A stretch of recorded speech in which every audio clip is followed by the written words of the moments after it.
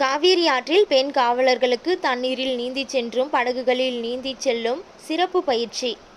பருவமழை இந்த மாதம் 3வது வாரத்தில் தொடங்க இருக்கும் என வானிலை ஆய்வு மையம் அறிவித்துள்ளது. இதனைத் தொடர்ந்து பேரிடர் காலங்களில் பொதுமக்களை மழை வெள்ளத்தில் இருந்து பாதுகாக்கும் பொருட்டு கரூர் மாவட்டத்தில் சட்ட ஒழுங்கு போலீசார் 30 பேர், ஆயுதப்படை போலீசார் 30 பேர் என மொத்தம் 60 பேருக்கு சிறப்பு பயிற்சி அளிக்கப்பட்டது.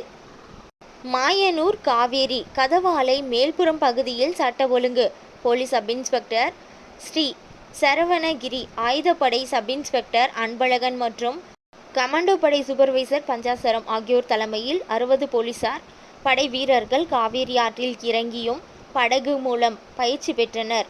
கடந்த 2 நாட்களாக கரூர் மாவட்ட காவல் கண்காணிப்பாளர் அலுவலகத்தில் இவர்களுக்கு பயிற்சி வகுப்பு எடுக்கப்பட்டது. 3வது நாளாக நேற்று பல பயிற்சிகள் காவேரி ஆற்றில் வழங்கப்பட்டுள்ளது.